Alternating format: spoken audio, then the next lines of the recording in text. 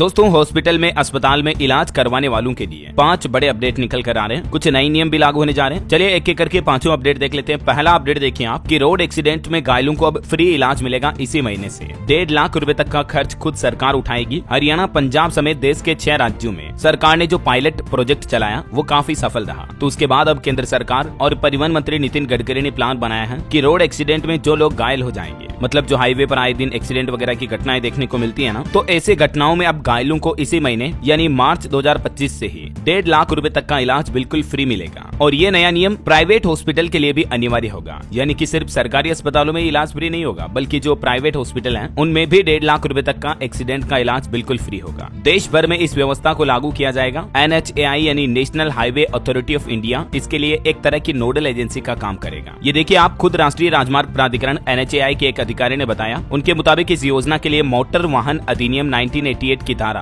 162 में पहले से ही संशोधन हो चुका है। और इतना ही नहीं, इस योजना को पूरी तरह से लागू करने से पहले तकरीबन 5 महीनों में पुडुचेरी, असम, हरियाणा, पंजाब समेत 6 राज्यों में पायलट प्रोजेक्ट चलाया गया और ये प्रोजेक्ट काफी सफल रहा। इस पर NHAI के ऑफिसर ने बताया कि घायल को पुलिस या कोई भी आम नागरिक या कोई भी संस्था जैसे ही हॉस्पिटल पहुंचाएगी तुरंत उनका इलाज शुरू हो जाएगा। अभी क्या करते हैं कि अस्पताल वाले पहले पैसे जमा करते काउंटर पर, उसके बाद मरीज का इलाज होता है, लेकिन अब इसके लिए कोई भी फीस जमा नहीं करनी होगी। और इतना ही नहीं, घायलों के साथ चाहे उनके परिजन हो या नहीं, हॉस्पिटल वाले स्टाफ वाले खुद उसकी देखरेख करेंगे। प्राइवेट और सरकारी दोनों ही हॉस्पिटल को केसलेस इलाज देना होगा। अब ये केसलेस ट्रीटमेंट योजना का फायदा कैसे मिलेगा आम लोगों को, आम आदमियों को? देखिए आप, इसके लिए 4 स्टेप पूरी करनी होगी। स्टेप 1, योजना के तहत लिस्टेड हॉस्पिटल में घायल को भर्ती करवाना होगा। स्टेप नंबर 2, 24 घंटे के अंदर अंदर पुलिस को एक्सीडेंट की सारी डिटेल देनी होगी। स्टेप नंबर 3, और इसके बाद हॉस्पिटल में घायल का डॉक्यूमेंटेशन होगा। और स्टेप नंबर 4, पुलिस रिपोर्ट और पहचान पत्र जमा करने के बाद योजना का लाभ मिलेगा। और इसमें सरकार ने एक कंडीशन ये रखी है कि अगर 1.5 लाख रुपए से ऊपर खर्च होते हैं मरीज पर, तो वो बाकी के पैसे खुद को देने होंगे परिजनों को। और अस्पताल को प्राथमिक उपचार के बाद बड़े अस्पताल में रेफर करना है तो भी उस हॉस्पिटल को ये सुनिश्चित करना होगा कि जहां रेफर किया जा रहा है वहां मरीज को दाखिला मिले, मतलब एडमिशन मिलेगा। और 1.5 लाख रुपए तक का केसलेस इलाज होने के बाद उसके भुगतान में नोडल एजेंसी के रूप में NHAI काम करेगा। यानी इलाज के बाद या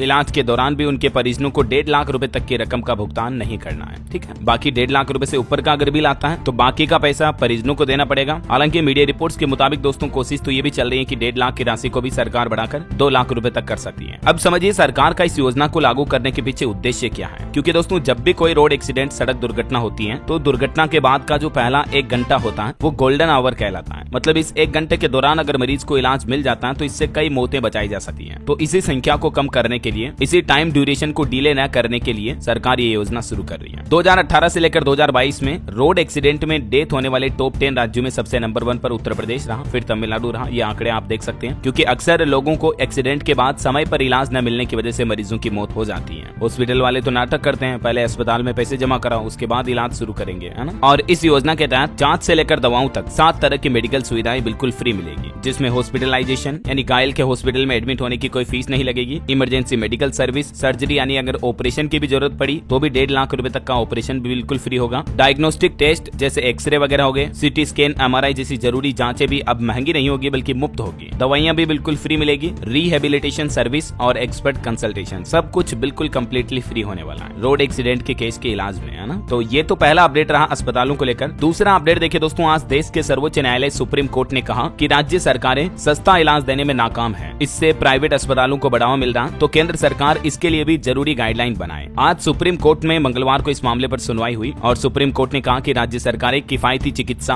और बुनियादी ढांचा देने में नाकाम रही है।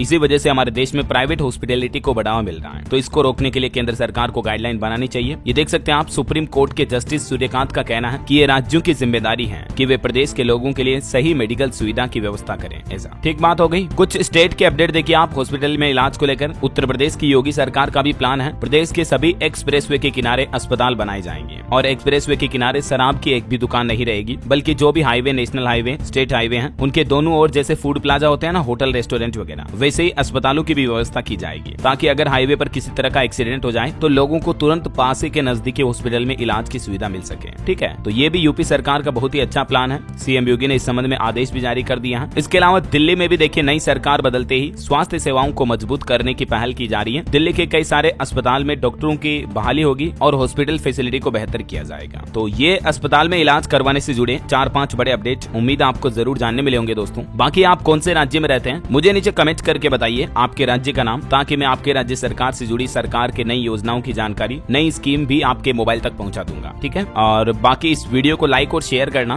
DLS न्यूज चैनल को सब्सक्राइब करके बेल आइकन जरूर दबा देना रोजाना ऐसी इन्फॉर्मेटिव जानकारियां, महत्वपूर्ण समाचार देखते रहने के लिए। ओके, ख्याल रखिएगा अपने आप का, अपने परिवार का। मिलेंगे अगले नेक्स्ट अपडेट में, तब तक के लिए जय हिंद, जय भारत, वंदे मातरम।